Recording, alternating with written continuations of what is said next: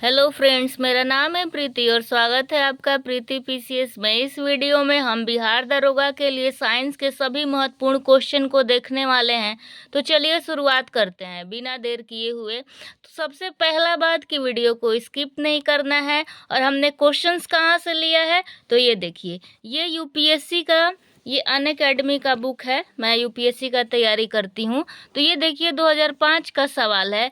ये 2005 का सवाल 2021 के एसआई में पूछा हुआ है। तो हम इसको भी एक बार देख लेते हैं। तो क्या पता और भी क्वेश्चंस को पूछ ले इन फ्यूचर। तो चलिए शुरुआत करते हैं।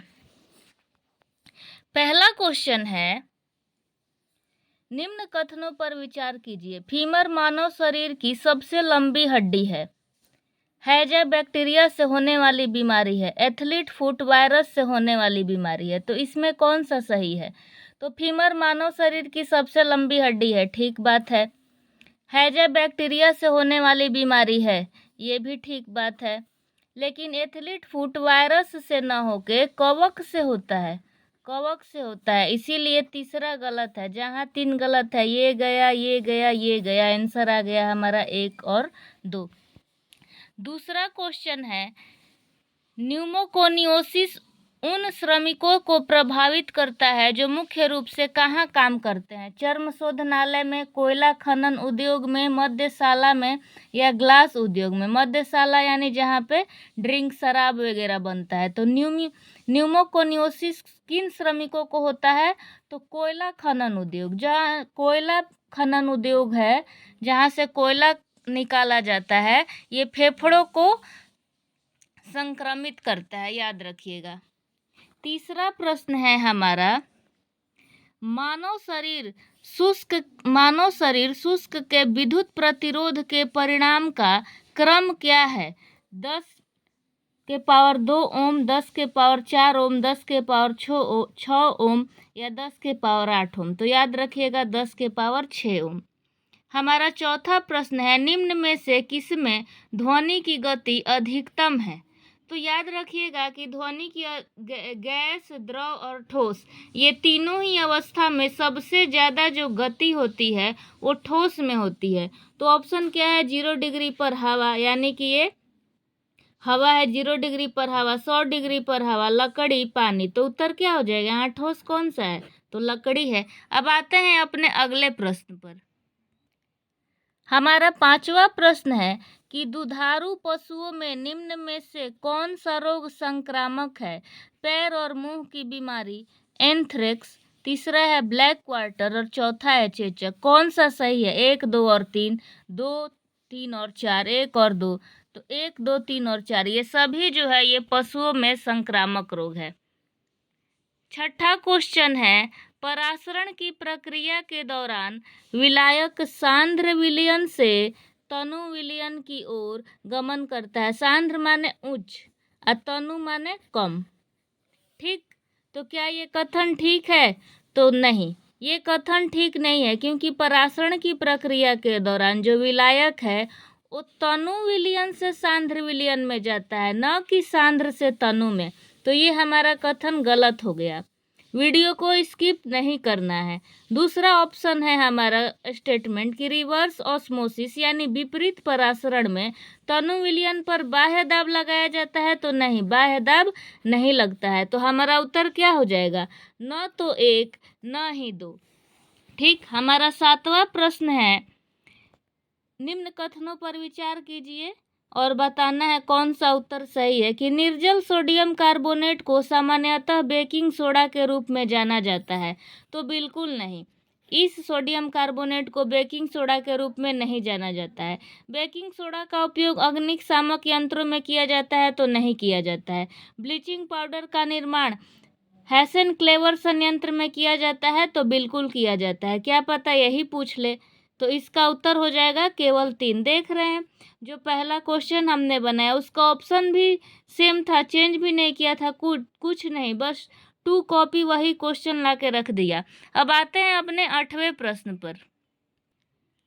हमारा 8वां प्रश्न है कि निम्न कथनों पर विचार कीजिए। डेंगू एक प्रोटोजोआ रोग है जो मच्छरों द्वारा फैलता है। रेट्रो ऑर्बिटल दर्द डेंगू का लक्षण नहीं है। त्वचा पर लाल चकत्ते और नाक एवं मसूड़ों से खून आना डेंगू के कुछ लक्षण हैं। तो इसका उत्तर क्या हो जाएगा? इसका उत्तर हो जाएगा केवल 3, क्योंकि डेंगू एक प्रोटोजोआ रोग है नहीं, डेंगू एक वायरल डिजीज है।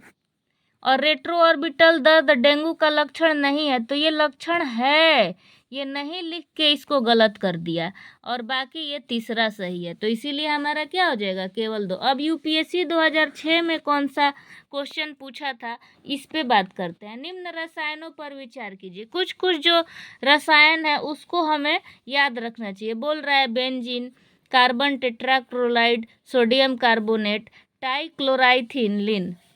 उपरोक्त कथन में से कौन से शुष्क सफाई रसायनों के रूप में उपयोग किया जाता है? तो इसका उत्तर हो जाएगा केवल 2, 1, 2 और 4। बेंजीन का उपयोग किया जाता है शुष्क सफाई में, ट्राइक्लोरिलीथिन का और सोडियम कार्बोनेट का। कार्बन टेट्राक्लोराइड का उपयोग नहीं किया जाता है। तो इसको भी ध्यान में रखिएगा इस क्वेश्चन को। 10वां प्रश्न है हमारा, सोल्डरिंग ऑपरेशन में आमतौर पर सोल्डर के रूप में कौन सी सामग्री का उपयोग किया जाता है? लोहा और टीन, एल्युमिनियम और लोहा, एल्युमिनियम और सीसा, या सीसा और टीन। तो इसका उत्तर क्या हो जाएगा? सीसा और टीन की सोल्डरिंग ऑपरेशन में सोल्डर के रूप में सीसा और टीन का उपयोग किया जाता है। आते हैं अपने 11वें प्रश्न पर। बहुत ही अच्छा प्रश्न है, चलिए देखते हैं। निम्न में से कौन सा पोषक कैल्शियम का अच्छा स्रोत नहीं है? रागी, तो ये तो है।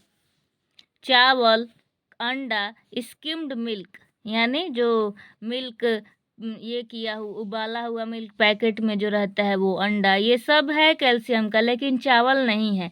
इसका सही उत्तर क्या हो जाएगा? चावल, क्योंकि ये कार्बोहाइड्रेट देता है। क्या देता है? कार्बोहाइड्रेट, न कि कैल्शियम। ये मिनरल्स नहीं देता। 12वां क्वेश्चन है, उस नलिका का क्या नाम है जो पोषक तत्वों से भरपूर रक्त को, ब्लड को पेट और छोटी आंत से लीवर तक पहुंचाती है? तो इसका उत्तर हो जाएगा बाईं यकृत धमनी, यानी जो लीवर नालिका है, यकृत नालिका, वो हो जाएगा बाईं यकृत धमनी। 13वां प्रश्न है, निम्न कथनों में से कौन सा कथन सही है? चाय और कॉफी का घटक कैफीन एक मूत्रवर्धक है। तो सही बात है। शीतल पेय में साइट्रिक अम्ल का उपयोग किया जाता है। तो ये भी ठीक है, साइट्रिक का भी किया जाता है, कार्बोनिक का भी और फॉस्फोरिक एसिड का भी। तो ये दिया था तो क्या पता यही पूछ ले। तीसरा है, हड्डियों और दांतों के निर्माण के लिए स्कॉर्बिक एसिड आवश्यक है। तो नहीं, विटामिन सी की जरूरत नहीं है हड्डियों के लिए। स्कॉर्बिक एसिड माने विटामिन सी। हमारे पोषण में स्कॉर्बिक एसिड के लिए साइट्रिक एसिड एक अच्छा विकल्प है। तो नहीं, ये भी गलत है। यानी बोल रहा है विटामिन सी के लिए अगर हम नहीं लेते हैं तो साइट्रिक एसिड एक अच्छा विकल्प है। तो नहीं, अच्छा विकल्प नहीं है। तो इसका उत्तर क्या हो जाएगा? केवल 1 और 2। तो अब आपको ये बताना है कि क्या ये क्वेश्चंस आपके लिए हेल्पफुल है? क्या आपको लग रहा है कि हाँ ये अच्छे क्वेश्चंस है? और अभी मैं वीडियो चैनल के कम्युनिटी में आपको एक पोस्ट दिखाऊंगी जिसमें जो हमने पहला प्रश्न किया हैजा वाला, निम्न कथन, ये हैजा वाला प्रश्न जो है, और फीमर मानव शरीर की सबसे लंबी हड्डी, ये क्वेश्चन का मैं स्क्रीनशॉट लेके बिहार एसआई ने पूछा है उसको कम्युनिटी पे पोस्ट कर दूंगी, तो देख लीजिएगा। तो अब आपको बिलीव होगा कि यूपीएससी के पूछे गए बहुत पुराने वर्षों के जो क्वेश्चन है ये बिहार दरोगा में पूछा जा रहा है। फिर आप अच्छे से वीडियो को देखिएगा। अगर आपको वीडियो पसंद आया तो कमेंट कीजिएगा, और क्या और भी सारे वर्ष के क्वेश्चन बना दिया जाए 2008, 9, 10 से लेके अभी तक का, अगर आप बोलिएगा तो पूरा कंप्लीट वीडियो मैं बना दूंगी। Thank you so much guys for watching this video.